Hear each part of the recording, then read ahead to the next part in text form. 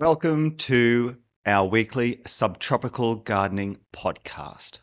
Each week, we will be featuring garden tips and suggestions and a plant of the week to encourage and stimulate gardeners to successfully garden in a subtropical climate. Now, this video and the series of the podcast are suitable for you if you live in the subtropics, the warm temperate, and the tropics. Now, I'm based in Queensland, southeast Queensland. But if you are in another country and in a subtropical climate, I hope this podcast series is suitable for you. Today we will be featuring a particular plant that looks like a camellia, but is not. We will talk about how to successfully grow it, how it is used in the landscape by landscape architects and designers, and how you can achieve the best results with this particular plant. And it's this plant here. Now, before we get to that, please subscribe, give it a thumbs up. If we get more subscribers, obviously it will help this podcast to grow. Now let's get stuck into it. The plant of the week this week is probably known to most people as the fried egg tree or the fried egg bush. Botanically, it is known as Gordonia axillaris, but it has had a name change. It is now known as Polyspora axillaris. Its native range is in the subtropical biome. So it's in the southeast corner of China, which is very subtropical. I have visited that area myself. In Hainan, Myanmar, Taiwan, Thailand, and Vietnam. So if you've ever visited any of those areas, you know pretty much the range of climate that this plant is adapted to. And it does incredibly well here in southeast Queensland. And I have seen beautiful specimens in Sydney and Melbourne. So it's pretty adaptable to the cooler temperate zones as well. But it does love the subtropics. Probably not that good in the tropics, but worth a go either way. Now, this is a shrub round about the 2 to 3 meter height.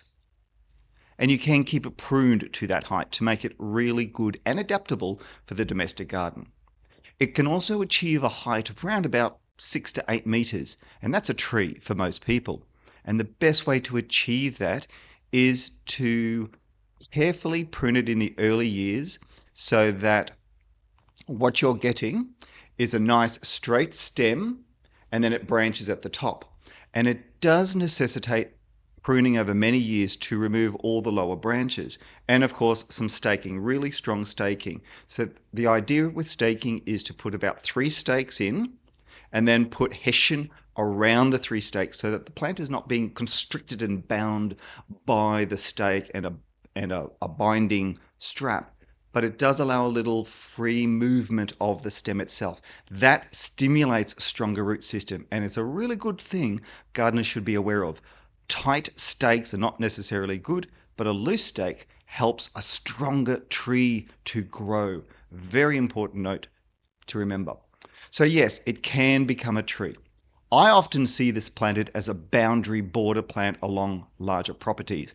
And the plant has a very interesting feature in that it tends to bend in one direction, quite often towards the direction of the light. So you get this whole plant leaning in one direction, which can be a bit annoying for some gardeners. But the secret to that is regularly tip pruning it will encourage a bushier plant. Now, pruning, well, what you need to do is to be aware of why we grow this particular plant primarily, and that is, of course, for its flowers. Now, let me just show you the flower. So this is the flower that it produces. It looks like a fried egg, hence its common name. The yolk is in the center, right there. Hopefully, I'm hoping that you can see that when my cursor is on the screen. And the white petals around the edge are the whites of the egg. So hence its glorious common name, fried egg tree. And you can imagine a carpet of these fallen from the tree, lying on the grass. It's absolutely beautiful. And if you've ever seen the jacaranda blossoms underneath a jacaranda tree and how beautiful that image can be, and a lot of people take photos of it, you can achieve that same effect with this plant, but with these white and yellow flowers. Absolutely beautiful. On the slide I'm showing you right now is the botanical name, Gordonia axillaris, and the common, I should say, the correct botanical name now is Polyspora axillaris. So this plant has many attributes. We're talking about the yellow center, which is great for the pollinators. You're looking at the bees, the butterflies, and all the other pollinators visiting this particular plant. I've also noticed nectar drinking birds visiting it here in southeast Queensland. So it has many benefits that you can use this plant for in your garden. And of course, if you don't have the space, put it in a pot. Because when grown in a pot, it can stay in that pot for probably a couple of years, but just choose a decent size. So what we encourage in the nursery industry is to, for example, if you buy it in a 140 ml pot, the following year you pot it up to the 200 ml pot, then to the 300 ml pot, then into a larger. And you can quite easily keep these plants in pots for easily 5, maybe 10 years, provided you look after the plant, you pot it up, and you make sure you give it the right water and nutrition. And be aware that potting mix over time will subside. It will kind of decompose over the period because of what it's made up of, and you might need to top it up. So just topping up on the surface may not work. You may need to lift the plant out of the pot and put fresh potting mix underneath, and then lower that plant back onto that. In the nursery industry, what generally tends to happen is the pot is taken out, the plant is taken out of the pot, a bit of root pruning, reduction of the potting media is done, and then it's potted up to the next size with fresh potting mix, and that stimulation to the root system does stimulate new roots into that potting media, which is enhanced and enriched with more nutrient and really good potting media. So that's a really good thing to remember if you're planning to pot up particular plants at home. Let's see, is there anything else I need to mention? Oh, flowering period, of course. So right now here in southeast Queensland, it is June. It's our winter. It's the beginning of our winter period. So as winter approaches, the flowers start, and this is just the beginning. And it will flower all the way through winter into spring, which coincides with all the camellias. Hence, a lot of people believe this is a camellia because it looks just like a camellia flower. And if you're a collector of camellia, you will see those similar characteristics with this flower as you would with some of your other simple single petal row camellias. So that's the flowering period, is the kind of winter, early spring period. Now, pruning happens after the main flowering period is done. And we do this because we want to stimulate more bushiness so that it develops more growth to flower next winter. So you plan ahead for next season by pruning basically 8 months ahead. So here in southeast Queensland, flowering right now in June, it should finish around about August, September. Ideally, pruning should be around about October, November, and then it has all of that December, January, February, March, April to kind of grow and prepare for the buds, which will start appearing in the May, June, July, August for that flowering period. So plan ahead and you will get a glorious floral display all over the plant. Now, on this particular one, this is kind of relatively fresh new growth. So no flower buds on it, and I'll just see if I can bring it into zone. New growth has a nice little copper color to it. The camera is focusing on my face, not on other things I bring in. That might be a bit better, yes. And the new growth is that copper color. And it's really pretty on the plant. Now the leaves are tough. They're very hardy, they're stiff, and I have to admit I've never seen any pests and diseases on it. Given that it is related to camellias, I suspect it will be prone to those same type of pests and diseases, which could be scale, which could be mealybug if the plant is stressed. So the secret is keep the soil between pH 5 and 6, slightly acid. Don't allow it to dry out during a dry drought period for too long, so make sure you irrigate it during those dry periods.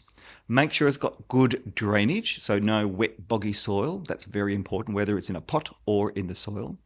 And do fertilize it. So complete plant fertilizer with all the NPK and all of those micronutrients are very, very important for the health of the plant, the vigor of the plant, and the flowers of the plant. Remember, things like potassium help the plant to assist with pest disease resistance and also helps with the quality of the flower. So all of those nutrients are very, very important. And things like magnesium, and I've forgotten some of the other elements right now of what are important, help to keep the bud in place. I think it's magnesium and boron. I might be wrong there, but magnesium is one of those. That pretty much sums up the summary of this particular plant, and I do encourage people to grow the fried egg plant because of what this plant looks like in the winter period when we think that most gardens are a bit drab in winter and a little bit plain green. And this plant, like camellias, will bring a splash of color to your garden. And landscape architects love it because it gives that winter element, that essence of energy into the winter garden. And you will find this in most garden centres at this time of the year because it is in flower. And I do know most garden centres will jot down your name and address and phone number if you are interested in getting it, and if by chance you don't have, and if they don't have any in stock. So always remember that you can get it just in case they don't have it right now. They'll be able to get it in for you. And that's the great thing with the independent garden centres. They'll go that extra mile to bring you those plants that you are seeking. And if you can't find it that way, of course, there's always online portals where you can buy it online. The plant might be a lot smaller, but at least you will get your hands on this particular plant. Now, that's predominantly the feature for this week. What I'd love to do is to talk a little bit. Oh, there's my image. I think I just disappeared for a second. What I would love to do is to talk about some other things that are happening in the gardens here in Southeast Queensland, in the subtropic gardens at present. So, for example, at my place, my citrus are very abundant. I've got citrus, I've got mandarins, I've got lemons. Mainly, I love my mandarins coming on. However, I went out to grab a few. They looked absolutely beautiful. Here you go, grab a few more. And then I spun them around. Yes, folks, I have bush rats. They've been eating my pineapples, my pumpkins, and now they're devouring my mandarins. I do know birds are also eating these, but I do suspect the way that this has been eaten, it's probably a bush rat. I might be wrong. It's not a possum, that I know. So while I do tend to leave my mandarins on as long as possible, and last year I got none because the birds ate them all, this year I've started to harvest some a little bit green to see if I can beat the little culprit that's eating my fruit this year. So I've got a couple of bowls in the kitchen full of the mandarins. So with mandarins, obviously, they are fruiting in this cooler climate. Best thing to do is do not prune until probably the end of winter, so that as the soil warms up, as the air warms up, it will stimulate new growth and it will encourage hopefully really good growth that will produce the flowering stems next season. And be aware that with citrus, they've noted that about 80% of the fruit is always produced on the lower 3 meters of a citrus tree.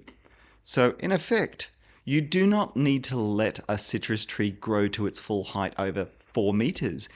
Prune it down so it's more manageable, easier for us to actually harvest, and it might be a bit of a deterrent for birds who are flying over and see food, and hence there's more for us if we do that. So I do encourage everyone to think about pruning in late winter, early spring, to gain a better shape plant and to also pretty much achieve a nicer looking plant with high productivity. That's my citrus scenario for this week.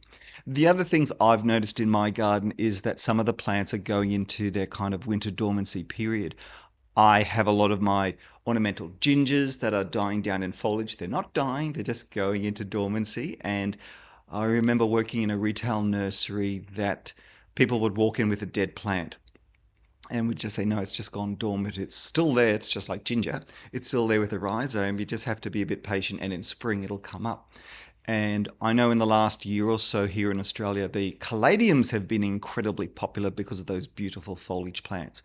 And please, if you are growing those plants, do not throw out the pots, because there is a corm, pretty much like a bulb, but it's a modified stem called a corm. That is still there, and it'll come back next season, around about the September, October, late spring period. And my recommendation with caladiums is put the whole pot on the side, so it stops the rainwater getting in during the winter period, because that's what you don't want on a caladium, because that will encourage rotting of the corm. So turn it on its side. It saves you digging the bulb out, and I don't dig the bulbs out. I just put all the pots on the side, and then when it starts to reshoot in that September, October period, I just stand them back up, and it allows the rainwater to get in, the irrigation to get in, and then they shoot up again, and that's when I need to fertilize. So that's another tip for you for this week. Just be aware of, don't throw out your pots if the plant looks like it's dying. Just another little thing about this podcast.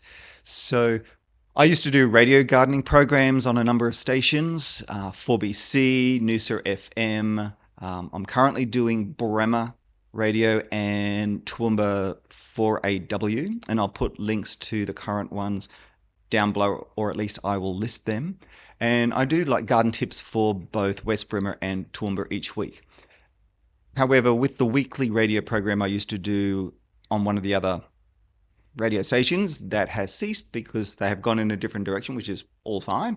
So I thought, let's break the shackles of the corporation and create this as a weekly podcast where I can bring direct information to you. And what I'd love you to do is, if you have any gardening questions, please include them in the comments below. Obviously, give it a thumbs up and subscribe, and I will address those questions the following week. Now, my objective is to do these every Saturday, but if things happen, like I have to go to an event, or I have an event on, or there are other things that take priorities, I might have to record it on Sunday instead. But it will go up every weekend, at least one show every weekend, maybe more if there's some very special things that I'd like to highlight and feature. So I'm hoping in the next couple of weeks I'll be venturing out to a particular grower or a few growers. I'll take some mini videos of those and I'll slide that into this video as part of the podcast, so that you will be a little bit of a multimedia experience. It's kind of like a TV show podcast. Apart from that, I don't think there's much else to say. If you don't know me, my name is Paul Plant. The last name is correct. Some people say Plant, but I'm from Queensland, so I say Plant. I'm a trained horticulturist. I have been on radio for probably over 20 years. Actually, I think now it's over 22 years. So I still do radio right now, as I said, on those gardening tips on those two stations.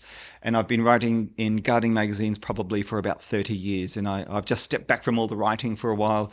I was an editor of one gardening magazine, but I just want to take it back, let other people do all of that media, and I will put all of my energy, all my effort into this form of format. So if you want to follow me, you can follow me every single day. I do on Paul Plant Horticulture, YouTube. I do a daily garden tip, and once a week I do this podcast, which is the Subtropical Gardening podcast. So I hope you enjoyed this one. It is kind of live recorded. I don't do any outtakes. Occasionally my dogs in the background might make a bit of a noise, but I'm hoping that I will use the buffer within the microphone to cut that out so that it is a lot clearer. So I might make a few little verbal mistakes, so please forgive me if I do. But subscribe, enjoy the Subtropical Gardening podcast, and until next weekend, happy gardening, everybody.